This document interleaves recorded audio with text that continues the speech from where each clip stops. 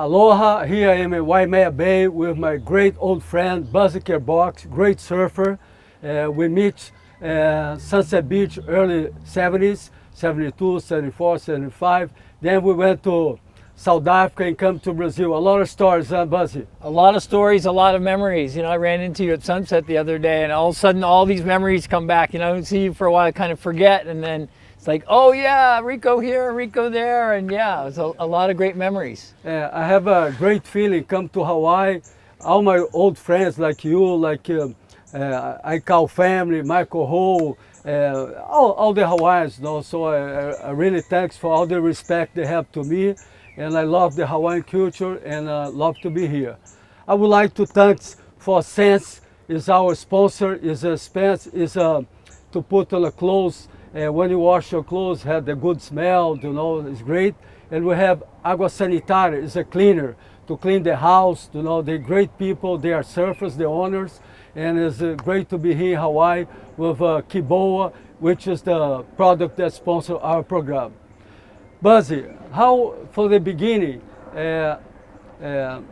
Sunset Beach, I used to live with Mark Warren, Ian Cairns, Peter Towney, and Peruvian guy. Was a great time, you know, and was difficult to surf this time because we don't have. I used to have a 7.2 California board, you know, and then living with the boys, I learned, and Sunset is a wave for me, is the best wave in the world. What do you think about this time?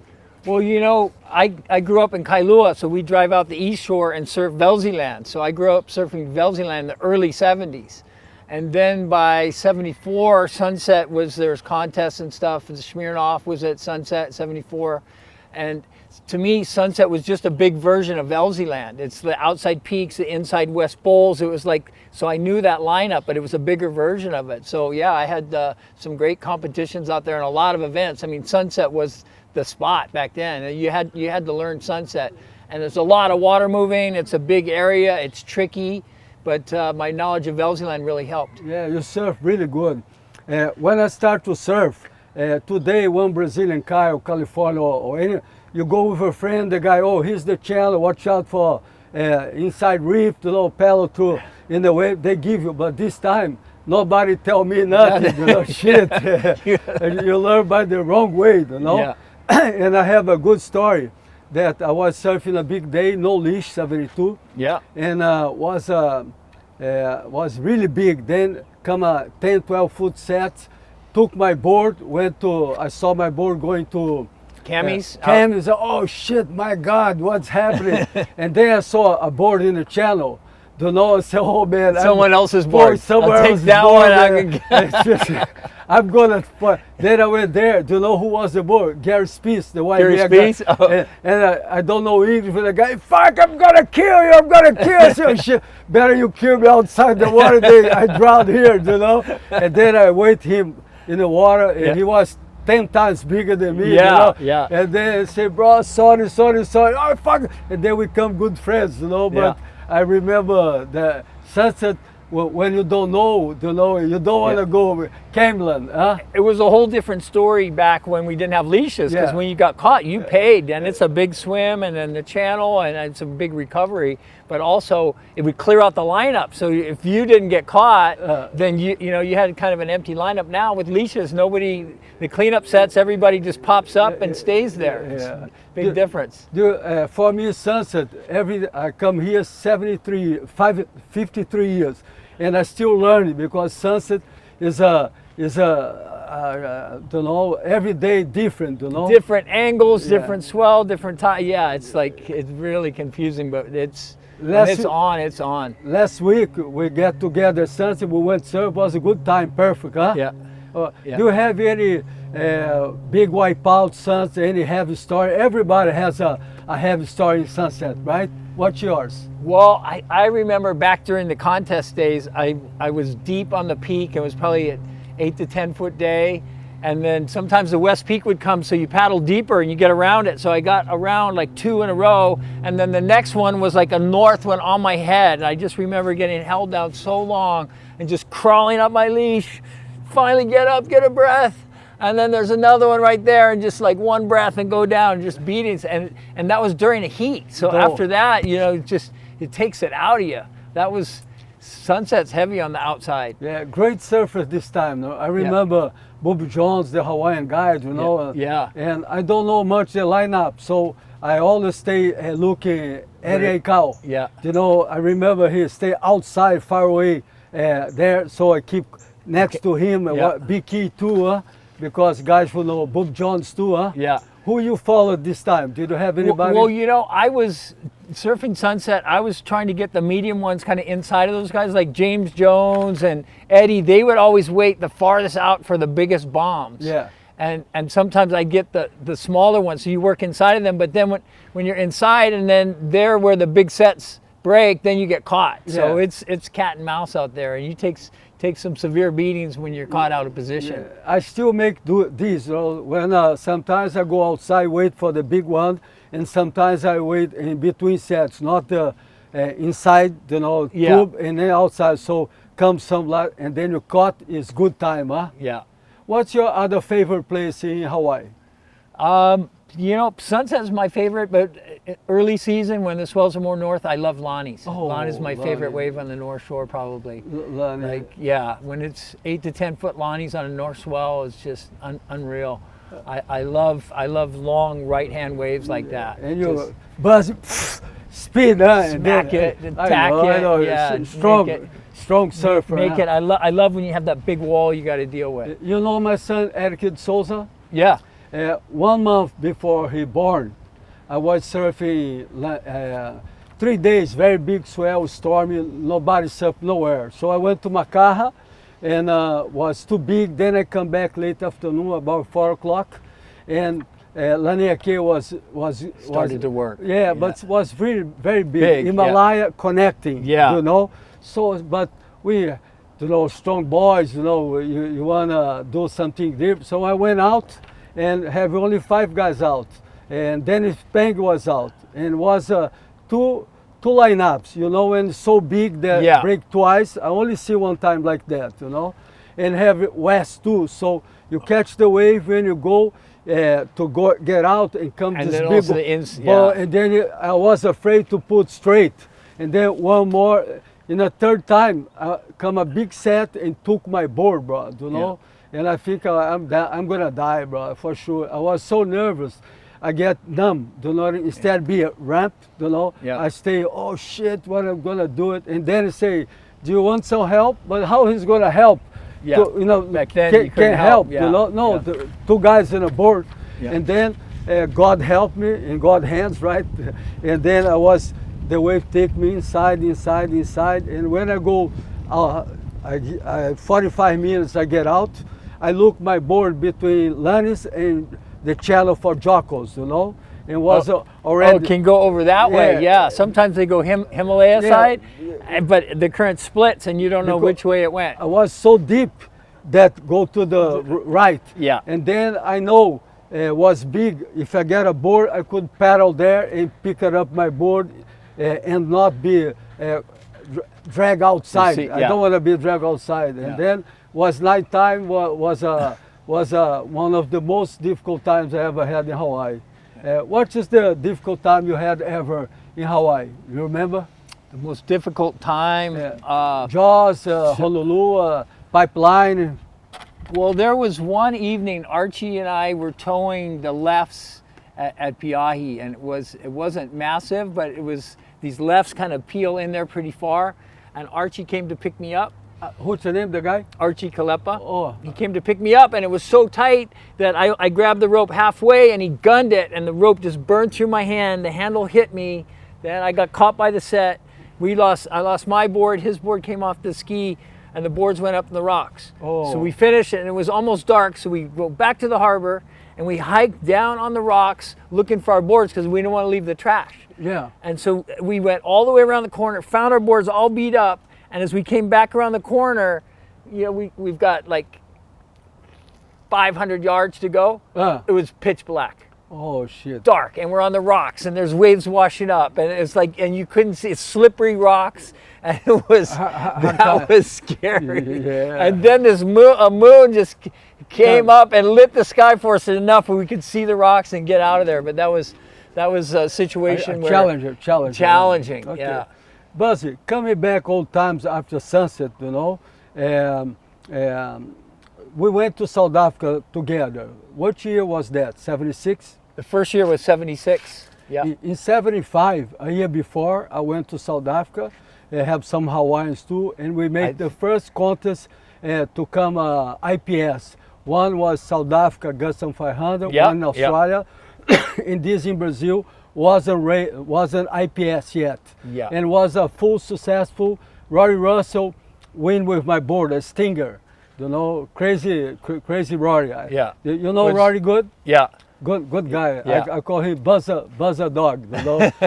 And then 76 you went and Waimea 5000. Did you had a good time? So you guys laid the groundwork in 75 and had the contest. And Randy, I was on the Randy tour in 76. So we went to South Africa and then to Brazil in 76. They had the contest. It still wasn't part of the pro tour, but it was. I guess it was the second year of this pro event in Brazil. And I think Pepe won. Did Pepe won in 76? Jeff Crawford comes second with my board, you know, and this start the IPS 1976. At the end of that year, they went, well, let's take all these contests and make it a world tour. Yeah. And PT was the leading, champ. And they said he's the first world champ, 76. And I used to live in his house in Campland. Lived me, PT, Ian Cairns, Mark Warren, and Peru. And Ian Cairns come to be ASP director, no? Yes. Later. Yeah. PT world champion, Mark Warren, Quicksilver CO, no? Yeah. So good house, huh? Yeah. But I tell you, boy, was a fucking crazy house, man. You know, good time, you know. Yeah. Sometimes everybody have the shelf for the food, you know. Yeah. First shelf, Ian, and then the guys eat my food. I don't like it. So we did some rock and roll, you know what I mean? And, so it was probably 77, 78. And Ian and I we were, you know, it was Australia, Hawaiian, you know, headbutt in the water. And I was in the heat at Haleiwa, and he paddled behind me right when I was taking off and took my wave, and I had to pull back and let him. I'm like, fuck, is that, is that how you do it? So then he was paddling for one, and I slipped behind him. And I stood up right behind him, and he stood up. He looked at me, and he bear hug tackled me over the falls. And then the judges like, was that paddlers? Oh, what happened there? They didn't see it. They didn't call, interfere, nothing. But he bear hugged me over the falls. Ian was heavy. Yeah, he was. Ian was. He was gnarly. Yeah, and he was good. He won a lot of events. Yeah, in Sunset he was good. Yeah. You know? PT had a good setup in a way. Yeah. He know how to compete well. No. Yeah. He was always in position. Yeah. And catch good waves. You know. And Mark Water was a great surfer too, as a gentleman, like you, like Sean, huh? Like Sean was a great guy too, huh? Yeah. Who was the best surfer, well, not the best, one of the best surfer about this time in Sunset? At Sunset back then, you know, we were still hearing about the bottom turn of BK, Barry Kanaipuni, Hackman, Eddie and Clyde Aikau in the early days of Sunset. The Lolly brothers, those Booby Jones, Sam Hawk, Booby Jones. Those were the local. Al Chapman, Those were the guys that ruled at Sunset. You guys who watching us, if you like our program, Aloha Podcast, go on YouTube, subscribe, give for your friends, because great stories, real stories, no bullshit here, Aloha Podcast, you know. And it's so good to remember and put the stories alive, you know. Yeah. And it's great, you know. And what's the impression you had about Brazil? Because before people didn't like, but I think Brazil at this time, if you know the right people, you know where to go, it's a good country. Do you feel? No, visiting Rio was that was, you know, a really enriching part of traveling. It was just the culture of the Brazilians. And I mean, there was some bad eggs, but the good guys were great. And to hang with the right guys and go, and the restaurants and the lifestyle of Rio was unreal. And the surfers were good. But back then, there was no real top Brazilians on the tour. Yeah. Pepe won that one contest, but that was kind of a fluke. And then, but the Brazilians were starting to brew. They were seeing the surfing, and we didn't know what was coming from Brazil. Back then, it was sort of the Aussies and the Hawaiians and South Africa were the three leaders, and then Brazil just snuck in and just. Yeah. The Waimea 5000 was good because bring Brazil for the world tour and give it visibility, you know. And then didn't have, was starting the world tour. The Brazil wasn't so good, but later on we're gonna talk about that because now they changed. Huh? And what you like more about Brazil? The girls? Now you married, I know, but at the time you was. There was some good times, I can't get into details, but it was a lot of fun. Yeah, I agree with you. You married today and have 2 kids, huh? 3. 3 kids? 3 boys, yeah. All right, what their names? Cody, Casey, Kyler. 3 boys, all with K's. All right. Yeah. Strong name, huh? I like my sons, Patrick and Eric, strong, like, you know, like easy to talk, you know? Yeah.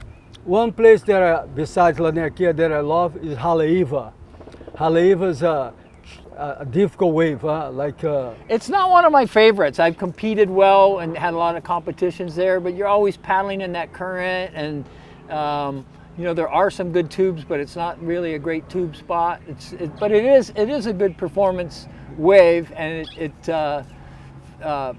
can be a lot of fun. I just don't surf it that much. And I surfed a couple of days there. One time I went to a longboard contest that Bonga won. Yeah. Man, what's the name of the left there? It's not. Here's the Haleiwa, the left outside, big one. Avalanche. Avalanche. Yeah. It was connecting. Yeah. Oh, Jesus Christ. And it was a contest. If it wasn't a contest, I wouldn't go out, you know?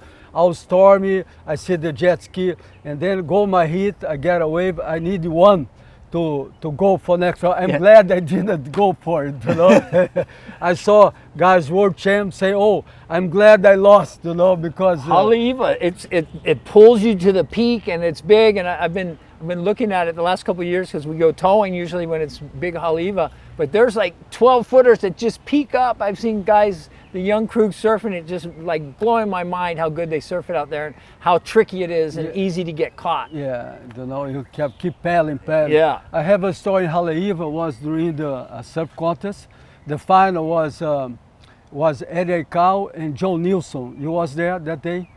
I don't remember. Hey, it was big and gnarly, you know. They surf in Hawaii and Australia, so they want Eddie won, but the Australian Nilsson finally won, you know. Yeah. And between the heat, before the final, I bought a board from Hackman, a 86 Mike Eaton. Do you remember Mike Eaton? Yeah, oh yeah. Then and they let, this time you could do that, not you can do. I went out and I didn't know, I think it was 73, I didn't know about the corner, I didn't know it. Man, I fucking lost lost the board. I think I'm gonna die, bro. You know, and no jet ski, no lifeguard. Hard time. I have good memories. No, when I surf there, I look, you know, before to go. You know. Yeah. Buzzy, I really want to thank you your time here for talk your stories. You know, because you have a lot of things to do, but I appreciate it. Then I brought for you this Aloha shirt. You know, for you, with a lot of respect. Oh, right on. Thank you. You know, your size G. I come to Hawaii. Nice. I really love the word Aloha. You know, I mean, come to my life like it was a signature. You know, so thank you, and thank you. You give me this awareness. Yeah, I came out with this book like 5 years ago, right at the start of COVID. And I was going to do a book tour, and then COVID started. So I basically did the first printing and sold them all myself. And this is one of the last copies in existence. All right. So I'm going to sign it for you. But yeah. Buzzy, thank you for this beautiful present. This talk about the waves, about Jaws, how it started towing, huh? Some paddle racing, English Channel, tow-in, contests. Yeah, I cover a lot of different things. It's beautiful, and I know, you know, this is not able to. Oh, I know this guy here, Laird. Laird, great Great surfer. He's a character. Yeah, he's a great surfer. I had the pleasure to meet him. Yeah. Coming back from South Africa in '76, how was Bay of Plenty in Durban, the contest? Yes. Yeah? Yeah. And I guess Sean had won the Gunston at that point like 5 in a row. And he won 5 in a row, huh? 5 in a row. It was bad, huh? Yeah, and so we came along and had the contest, and back then it was five rides. I got to the final, Simon Anderson, me, Gavin Rudolph, Sean. There were 6, that's 4 of the 6 in the final, but I had a smoking final. I just got, every wave came to me, rode it. Sean had a shocker, did a good one. So then we went, after the event, it was like 3 in the afternoon, then we went, the barbecue's at 8 o'clock tonight, and all of a sudden, then they were gonna announce the results. Oh, and we get takes so long, huh? Yeah, and I'm thinking, fuck, what am I gonna think they do it for Sean. My speech for winning this thing, you know, all my friends, oh, you got it, and then we go to the thing, and then 3rd place. Oh shit. Buzzy Kerbox. How come? And 2nd place, Gavin Rudolph. 1st place, Sean Thompson. Oh, again. Yeah. And what? What can you say? It's just, I tried. Surf contest you have to be aware those shit happen, right? Yeah, because it happens. The bad judging, maybe somebody wants to help a friend, you know. I think now it's a little better. I think the judge is better. In retrospect, it was an important time in surfing where South Africa, they were really trying to get Sean on the world map, because it was Hawaii, it was Australians, and they were really trying to get a South African in there. And so Sean got launched in. I think he had some help on home turf, but then he went on the big stage and proved himself to be one of the best, you know, competitive surfers of all time. You know, and he also be a great surfer. He's ambassador for the know, sport. Like Sean brought a lot to the sport of surfing. And he's always mellow, represent well. At a time when pro surfing had a bad reputation, Sean was well spoken and really did a lot to help push the whole idea of pro surfing. Peter Burness was the guy who organized the Gusson 500, huh? Yeah. Remember? Yeah. They had a paddling competition in a Gusson 500. Yes. And I don't know if he was there one time. I was there. I was in it. You was in? Yeah, I was in it. They have because I did paddle racing at home, and paddle race, yeah. And then I didn't have the board size. Maximum was 7.6, so I got a blank 7.6. Mike Lamont, I stick a fin. And then I went to all the guys. Hey, Rico with that blank. Good luck with that, bro. Rico, he's gonna sink the motherfucker. No, and then as soon as I run to the water, the fin come out, and I had a hard time to paddle out because too light, you know. Yeah. And then after I go out, I find out I could knee paddle, you know. Yeah. And then have some special boards, and then come on, boys, you know. Then I win the. I'm not talking for. That was a good time. It was a good time. It was like, wow, that Brazilian can paddle, man. And then Bay of Plenty have a current in a jerry, you know. So instead I make shorter here, I go a little bit farther down to don't go against the current. The current. I arrive more fast, you know. First. So for me it was a good time because I remember that. Everybody, you know, this time was good. They have a paddling because make you guys in shape, you know, was a good time, huh? How long did you stay on the tour? Fuck, I don't know. I stayed a long time. You know, I love to travel. I never was the greatest guy in the tour, but I love what's good for my business. I enjoy. You know, I have many stories in the tour. You know, California, South Africa, you know, traveling, and the guy who traveling was, I mean, that was such a big part of it to be able to travel. And you guys who are listening us, at this time, the prize money for top 16 guys was fucking $500, and we share, and we all happy, you know. No, right? Yeah, was a good time, you know. And Randy is a guy who introduced professional surfing with Fred Hammonds as well, you know. And I have a big respect for him. A lot of good things in my life, shaping, traveling, eat good food, a good wine, enjoy with the friends, you know. Yeah. So he's Randy, my guru. So introduced me good times in my life. Yeah. What do you think about Randy? Yeah, him and Fred really, launched professional surfing. By Randy had us go.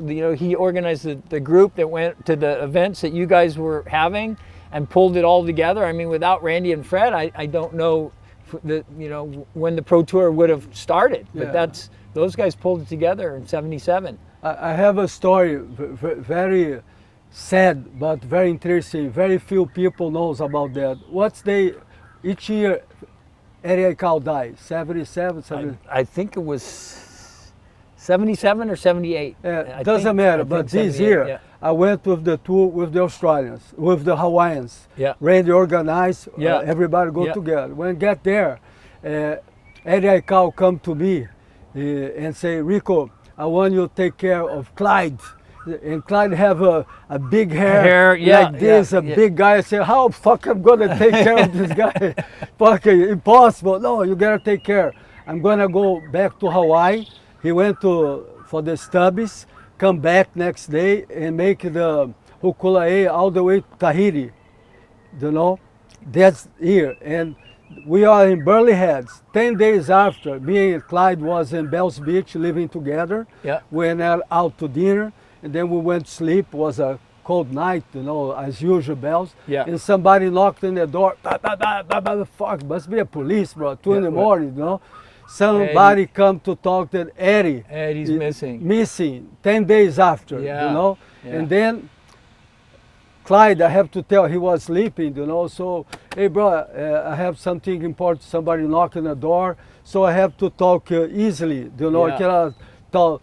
Your brother disappeared, say, oh, I have to talk to you. Somebody locked the door. Then I finally talk slowly. His brother disappeared, was 10 days behind, but they looking for him, and he didn't have money to come back, nobody. We buy the ticket, and everybody go together and come back together. Right, on the group, In a group, and then, I have little money I give to him, and we come to be very good friends. Eddie died, and we come together. And then I brought him to Brazil, and he come to Brazil, he gave me Eddie's board, like a board small, he used to surf.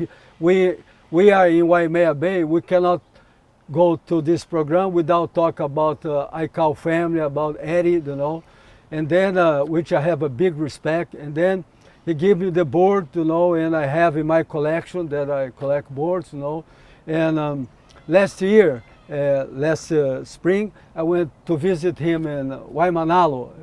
Have a house there. He have good memories. We have a long talk. We spend talk.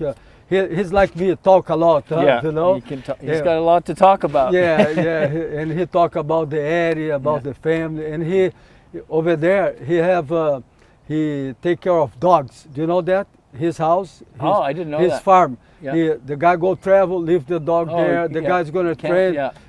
So really nice. His wife is very nice. And yesterday he sent a message for me. I was trying to visit him, so I want to tell him that I have a big respect for Aikau family. I met Papa Aikau. Like Sunset Beach, when have the courts, they all stay together. Yeah. Really Hawaiian, He pulled up in the truck. Yeah, I was sitting right over there in December, sitting in the tower with Clyde. I did the beach commentary for the Eddie this year. Yeah. He invited me to sit there with. That was such an honor to sit there with Clyde and watch everybody compete. That was unbelievable. So I say for me that I come Hawaii 53 years since '72. And what I would like to say to Hawaiians that I really love you guys, and I have a big admiration. My English is not so good, but you understand because my heart talks. From the heart, yeah. And all the time I come here, I like to know the family. I know Michael Ho's mother. I met many families here, because when the Hawaiians, you have a time to understand the way they live, you respect their culture, you really come together, Yeah. And so this honor, to be feels good here, because if you're not a Hawaiian, that I'm not a Hawaiian, if you don't feel good, you don't like come to Hawaii, right? Yeah.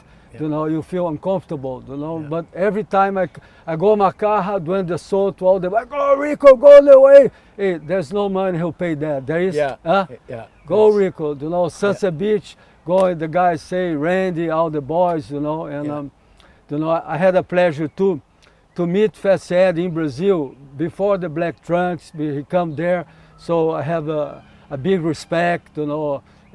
He always take care of me, you know. It's good to have good friends, you know, so it's very nice be here. This year I come late in the season. April is not a good time for come, but I was working hard. But I say, hey Rico, go to Hawaii, man. You're 73. Go enjoy, stay with your family, with your friends. Maybe have a 3-foot swell. You know? But this time I was lucky. First day, flat, sunset, 3, 5, 6 foot late afternoon.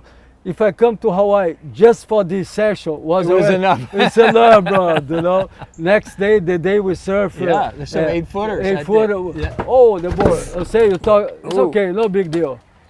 She's ready to do. Wow. She's trying to give herself to me. Yeah, she want to go surf that time. And then I had a good time. Hard to catch wave that day. And then Laniakea. It's tricky. Tricky. But Lonnie's, you got good waves, you know. And you must understand, some days you go sunset, you look, oh, today's difficult, hard for me, but you go, you catch all the waves. And sometimes say, oh, today's perfect, I'm gonna do it, I'm gonna kill it. Then the sunset smack you, you feel like a cook, right? I know the feeling. Talking about this, the best surfer in the world for me, for all times, who is? The best surfer of all time? Yeah. I think there's no doubt the best competitive surfer of all time is Kelly Slater. For sure, Kelly Slater, I agree with you. And he never won a contest in Sunset, you know? For you see how difficult it is, you know? Yeah. So he did, I think Kelly, he did a lot for surfing. He's a cool guy, intelligent, you know, did a lot for surfing. So my aloha for Kelly. I wish someday I could interview you, you know? I saw he just got a lifetime achievement, Laurent, like awards. I forget the name of the awards. And Robbie Nash flew, I guess in Spain, flew to Spain to give him the trophy, the award. And Robbie Nash, what a legend of windsurfing and sport, and Kelly Slater. I mean, he's done so much for the sport. And Kelly's so good. That day in Brazil, he lost his heat. And I would like to say aloha for him, but I don't like to disturb people, you know, especially after he lose the heat, you know. But then I come say, hey, aloha, Kelly, I would like to say aloha for you and for your brother. His brother, Steve Slater, we surf in the world longboard circuit. And he also, in Brazil, with his girlfriend, come to work in my surf school. And do you know what he did? Hey Rico, take a picture with me. I want to send to my brother, you know. So he's cool guy, you know. Like so, it's so good surfing. Surfing is such a great sport because you learn with the waves. Be humble. You can be the black belt. You can be the strongest guy. You go sunset, push you. You're nothing, right? Yeah. So you have to learn how to use fast your mind. You lose the board sunset, where I'm gonna go, Palawin, go to Camden, get the jet ski. You have to do, it's like a business. You have to take your decisions fast, you know, and be humble, you know. And besides, you travel, Australia, South Africa, Indonesia, you know, California, Brazil, Hawaii, you know, so such good time. What do you think about this? Well, you know, I think I was very fortunate to get to travel and surf all over the world because of the Pro Tour. You know, just a lot of people don't get to travel to all those places, and get to do it back then in the 70s and 80s was incredible. Right now, I've got news to tell you. I just booked a spot on the Indies Trader 3. I leave next Thursday on a 2-week Indo boat trip. Oh man, you're in business, huh? So I did an Indo trip like 20 years ago, and I was kind of over it. But I got invited to join this group, and I'm going next weekend. I'm excited. So it's like still You know, I'm almost 70 and I'm still traveling the world Yeah. and chasing waves around. Who is in a boat? Only great guys, I bet. Marcelino, my friend from one of my best friends from 76, and some other friends from California. So Good. great group of guys. I know about half of them. Yeah, I've been in Bali, 1975. Do you know who was in a boat for this time? Me, Brian Serrat, Michael Ho, Rory Russell, one guy from California. Hey, good time, huh? Yeah. You know Serrat? Yeah. Oh yeah. Yeah, he's Brian's still around. Yeah, I met him the other day in a sub school. I want to say my aloha for Brian because he's a small guy, but he do it, you know. Yeah. And then one day we surfing Uluwatu. 1975 was already crowded, you know. Yeah. And me, Rory, Michael, and the other guy didn't surf.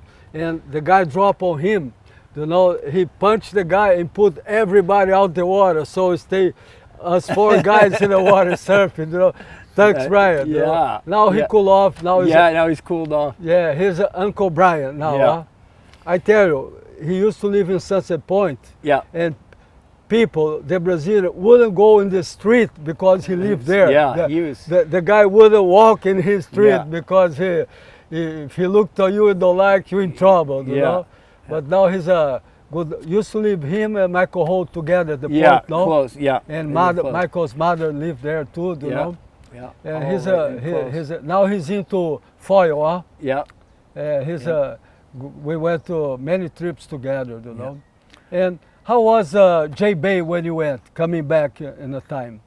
J Bay was incredible. They at that point, I think later in the 80s, we had events there, but in the early days, 76, 77, 78, maybe 79, after Durban, we would make the trek to Jeffries and always got good waves there. I guess it was July, and Jeffries is one of my favorite waves in the world. Just that long right-hand point break. There's just nothing like it. Down the line, huh? Down the line, speed. Yeah, Terry Fitzgerald. Oh, Terry. Was the sultan of speed out there, and Yeah. he'd be making them, and Sean, and yeah, it was incredible times.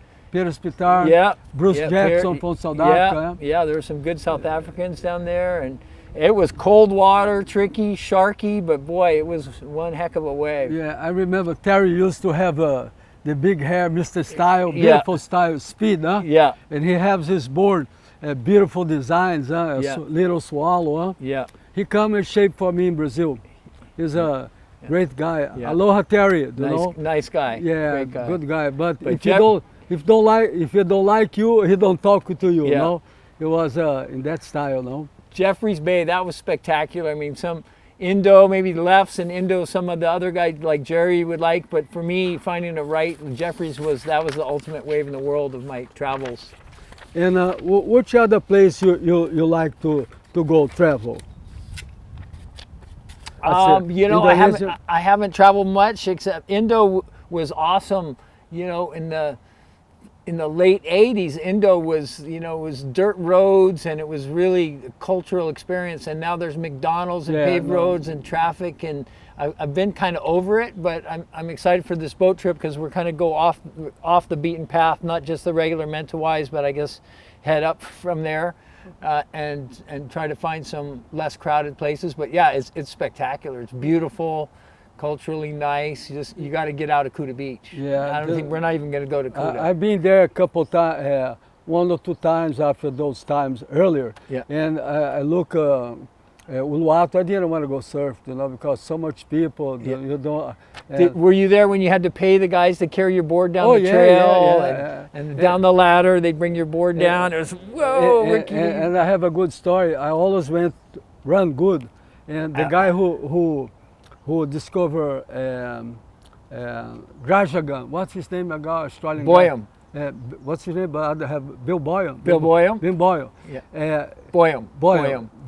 We give the guys for take the board. You pay like $1, $1 for the whole day. He'd be your caddy. And this guy, his name I forget. Billman. What's the name? The guy. Bowman. He have the trail. Boyum. He runs and arrive there and sit first than everybody. he go run into the river. Yeah. Those rocks. And then when I find how to get there, I was going there, you know. He died already, you know, but boy, I didn't like it, bro. You know what I mean? Because I was faster than him. But just a joke, you know, a good time competition. But was very stupid, you know, because if you fall down in the rocks there, you fucking troubled. You know, the rocks are so. At this time, I think was great, but now I think it's very stupid because if you get hurt in Bali this time, you go hospital there, you really in big trouble. And, Bali was always fun. We'd rent motorcycles or go, but now it's pretty crazy. If you go, I wouldn't ride a motorcycle there now. It's like you go down and you're just... You're ready to die, right? Yeah, you're asking for trouble. If you never went to Bali, when you go for a red sign, you stop, come 500 guys in a motorcycle. No, it's not, I'm not joking, it's not it's 50, not 100, it's 500. And some have monkeys on them and their family. It's like, I think it's more danger to ride the bike in Bali than go surf Sunset Big, you know what I mean? Yeah. You know? Now talking one thing that we cannot we have to talk about, it's about Jaws. You know, I remember, I don't know the year, but I went to Maui for the magazine Fluir, interview you guys.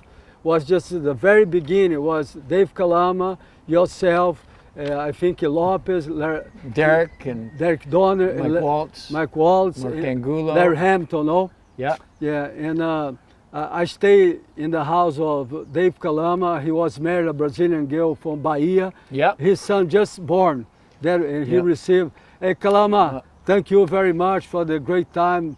The Maui boys, you know, really roots, you know. His son Austin now is charging. How old is he now? It's got to be mid 20s. I feel maybe more. Maybe late 20s, but he's charging like stand up and surf and tow and foil and does it all. Yeah. Talk about the beginning of the towing.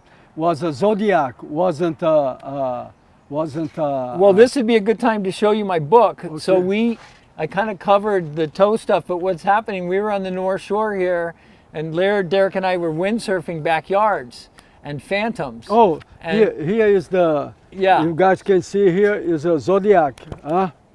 So we were windsurfing out there and realized how good the waves were on the outer reefs. And at that time I had my Zodiac in Kailua, and we'd tow around in flat water. And we thought, well, let's bring the Zodiac out here and try to tow onto these waves. So the first day we went, Laird and I... What's the very first day? One of the first days, Laird and I went and towed some, and my 40-horse engine was not enough to outrun the waves. We were almost getting caught. So then we had to get a 60-horse Mercury built on Kauai from the Nepali Zodiac guys. They built us, rebuilt us an engine, got it, and then the next winter we came back. Then we could have the power to play in the waves, and we started at yards and phantoms, and then just realizing that we could tow right onto these waves and ride these waves and have a great time. And for the first few years, no one else, like, you guys are crazy, what do you think, you're undrownable, you didn't paddle on that wave, you shouldn't be on it. And they sat back and watched us, and we got more waves and dialed our equipment better, and then guys started to jump in. And then that time was a conflict time because it was only local boys, no? Yeah. So like it was your beach. And then we went, we took Laird and I and Mike Waltz, we took the Zodiac, and Laird got the first wave runner, one of the early wave runners from the movie Endless Summer 2. And we took those and drove them. We launched from Hawaii Kai, we drove in a Kona storm to Maui. Wow. And then we put the boat and the ski in the back of trucks, and then a couple of weeks later we tried out Jaws, and we hooked up with the windsurfers over there and started towing into the wave Jaws that they'd been windsurfing before we got there. They were windsurfing it. Wow. Yeah. I think Jerry had seen the wave and talked about it, and some guys surfed it. But then the windsurfers, Angulo and Rush Randall and Cabrina, these guys would sail up there. But they ride though, yeah? And ride the wave, yeah. And so they said this wave might be perfect, because we kind of on the phone compared notes and said, well, we were towing, at backyards, and they're like, well, we were riding this wave up here. So then we compared notes and went there, and then kind of teamed up with those guys. Laird and I towed it the first day, saw the potential, and we're like, wow, this wave is really good. It was like, 20-foot faces. We're like, I wonder how big this place can handle.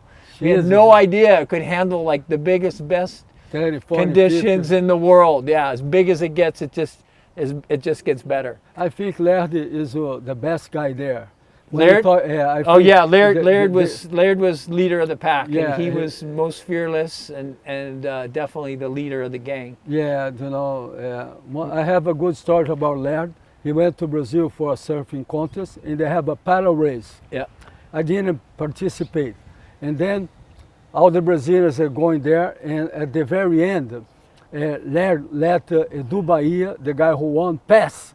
But nobody saw it, Yeah. I only, because I know the rhythm. I saw he at the end, he slowed down for the Brazilian guy. And then I come to him, hey Laird, you remember that? Hey, congratulations for what you did. You slowed down and let Bahia won. How you know that? Hey, bro, I'm a paddler, bro. You know what I mean? He's diplomatic. It's probably better not to win in Brazil. Yeah, no.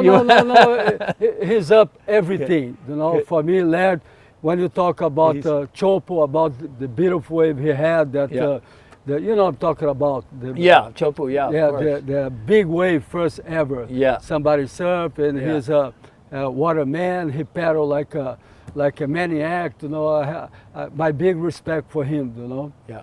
And so it's good to see. Talk about Jaws. We cannot forget the people spelling now. It's a whole different games. And the Brazilians are riding good Jaws too. Who are the good guys for big waves in Jaws? Many good guys. There's many good guys. And early on, back when we first started towing over there, a few more teams each year would sort of jump in, but the Brazilian teams, the early Brazilian teams, Carlos Burley and there was a bunch of Brazilian teams that were on it, and they were coming and towing it early. Yeah. What about Yuri that lives on? Sodré? Yeah, Yuri and some of the Brazilians were charging. They were in on that from early in the game. And there's a lot of great Brazilian chargers. Great surfers, no? Yeah. And fearless. What do you think about Nazaré? Nazaré is a crazy wave. Well, it's funny because Garrett talked to me about it before I ever saw footage. He said, it's in front of this cliff and it's this wave and it didn't sound good. It sounded scary. You want to come on like freezing water, shifty? No, it didn't. Wasn't inviting. Where Mavericks is a good wave. Yeah. Nazare's a weird peaky wave. I mean, I think it has its moments where it's a really good wave, but typically it's just a big moving peak. It's great for saying you rode the tallest wave, but it's not a good wave. It's not a wave it's that more a challenger than a good wave. No? Yeah, like Jaws. I mean, when Jaws is big, it can be 80 feet and peeling perfect like backdoor pipeline. There's just no comparison. Yeah, people don't like. I agree with you. One time I went to see my son surf there, and it was about 50, 60 feet junk. Yeah. You know what I mean? The left breaking, and then have the outside, the right, have Além, Ian, have the German guys. I'm looking. It was so cold, to watch. And as a father, don't enjoy me. Do you know what I mean? Yeah. And it was so far that you don't know who's in a wave only by the color, because you're talking so far. Yeah. I think the Brazilians are Scooby. You know who's Scooby? Yeah. He's my neighbor in Brazil. Yeah. Aloha, Scooby. We're gonna do another one. I already interviewed him. He can. Other guy, Kailani too. Yeah. The from Maui, huh? Yep. He's great waterman. Yeah. Paddles good, surfs good, windsurf good. No. So I think, Jaws and the size of Jaws and the performances and surfing and windsurfing, I mean, that just opened the eyes to the rest of the world about, spots and Ghost Street. There's other big wave spots that people found, and that tow technique kind of opened the doors for outer spots, Cortez Bank, so it's to see that, it really pushed surfing. And then it came back around because after towing and realizing you can survive on these big waves, the guys started, well, I just want to paddle into them. And so they started with the safety equipment learned from tow surfing. Now they're pushing paddling to new heights because they got inflation and they got a jet ski there standing by, the things we didn't have that were holding us back from paddling into spots like that. Because like you were saying earlier, 3 guys paddle out at some spot, 1 guy wipes out, you can't help them, you know. But now with the jet ski inflation, you know, it's a lot easier, a lot safer, and so it's allowed guys to push the limits and ride bigger and bigger, and it's been exciting to see. But it's I'm glad I did it when I did it, because now you ride a 60-foot wave and it's like, you didn't get barreled? What's wrong with you? You know, you're chicken shit. Chicken, you didn't pull in the barrel. It's like I want to tell something about the Hawaiians. I think the Hawaiians jet ski guys, they make a beautiful contribution for the safety water. You know, what's the name of the 2 guys? I know them good. The guy who do here. Terry Ahui. Terry Ahui, great guy. You know, and I saw him one time, the Waimea surf contest was huge, bro. Even outside of water was scary. Do you know what I mean? Yeah. And then I don't know if you remember this year. Supposed to start, but come mid 12 o'clock wasn't big enough, so they didn't start. And then afternoon goes so big, so bro. Big, yeah. So big, bro. You know. And then was late afternoon. I was looking the way. It was scary look, you know. Yeah. The bay closing out, and I saw the lifeguards come, hey, nighttime almost. If you want to get a ride jet ski, it's the time. Right. Do it now. 1 or 2, but couple stay there, bro. It was so scary, bro. Close out everything, and I saw Ambrosi. I don't remember the name of the guy. He did so well, bro. Do you know what I mean? He did the performance. The lifeguards did was almost the same winning the Eddie Aikau, because you know, the timing, they get out, the short break, the this, you know, the really good, you know, real waterman. Well, like I told you earlier, I was sitting there during the Eddie this year with Clyde and watching the Hawaiian Water Patrol and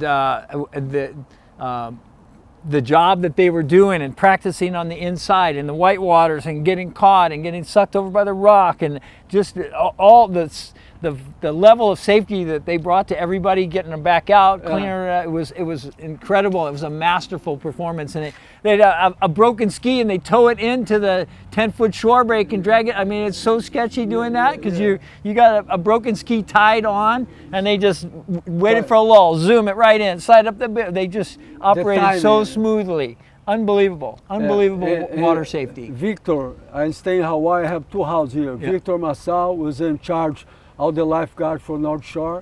He had this group very trained. Good guys, fit, and he trusts in all. I think it's Zambrowski, the guy who I love what he's doing. And you know, it's nice to see, you know, all this happen, because it gives more safety for the surfers, no? Yeah, absolutely. But when I go out, I prefer think that I'm gonna go out by myself, then wait for the jet ski. You know, I don't feel too safety when. But for sure he do really good, you know. You know, it's funny. I surfed Waimea this year. At some 20-foot sets came in, and I'll tow on a 20-foot wave. You get towed in and go, but to paddle in, it's still it's different. You know, I'm not the timing. I'll ride a 20-footer, but when you got to commit and paddle in and be deep and that takeoff, it's hard. It's a challenge. It's a challenge. Tow surfing's one thing. Really, the rootsy paddle in, it's ballsy. Total respect for what the guys are doing. And change it a little bit now, coming for the young generation, you know. What do you think WSL? Do you know what I mean? For me, they're doing a great job. Do you know what I mean? But I think surf is not the roots like our time. It's more professional and more money involved. And when you have money, the thing change. Not in surfing, in golf, volleyball, football, everywhere. I think what's happened with WSL, it's kind of happened in the surfing fashion industry with like companies like Quicksilver, where it used to be surfers running it and now it's corporate running it. I think WSL's turned corporate, and they've made decisions that are corporate decisions and not decisions that surfers would make. For one thing, I don't agree with the mid-season cut. I think the surfers that qualify for the tour should get to surf the whole year, and the world champion should be decided on the points accrued across the board. It shouldn't just be one day a title. Top 5 guys. Top 5 make it, and in one day the world title's given out. I think I don't think the surfers like it. I don't think anybody likes it, but it's one of those things. They've done it as a corporate decision, and I think it's hurt. I'm losing interest. I used to love to watch the events, and now I don't know. They're losing me. I think it's a decision to make one day very special, like Eddie Aikau Day, to get, know.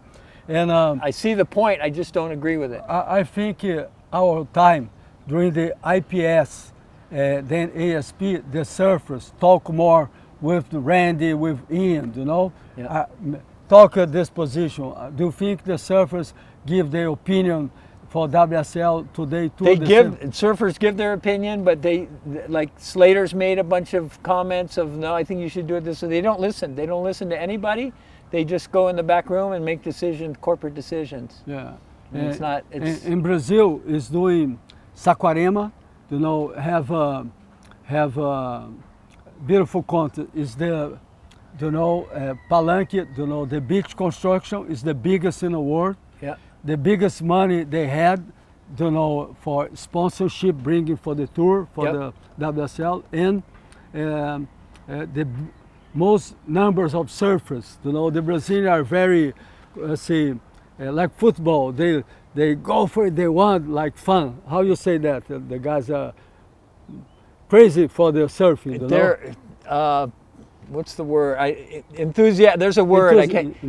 No, there's more. It's more than that. There's another word. Crazy motherfucker. Yeah. That's it's funny. Yeah. This last month, WSL make a campaign to promote the tour.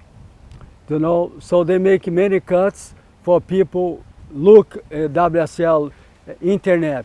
The final. Yeah. And they choose Sean in English to talk, and they choose me for talking Portuguese. So I was very proud. Nice. Because awesome. Yeah. I think I see in Hawaii, I see in Australia, the people who organize and bring the old surfers who did a good job, who have real sewing to be together. Yeah. Do you think this is good?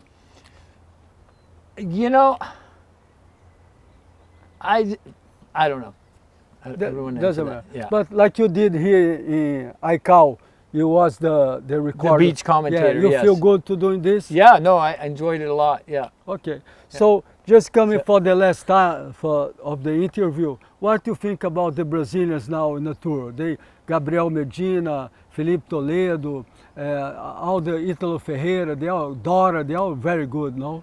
I've watched them, the Brazilian storm, come to life, and they've stormed. They've won a bunch of world titles. They've dominated. It seems like with Medina off the tour this year, I mean, he's still surfing so good he could be up there for a world title.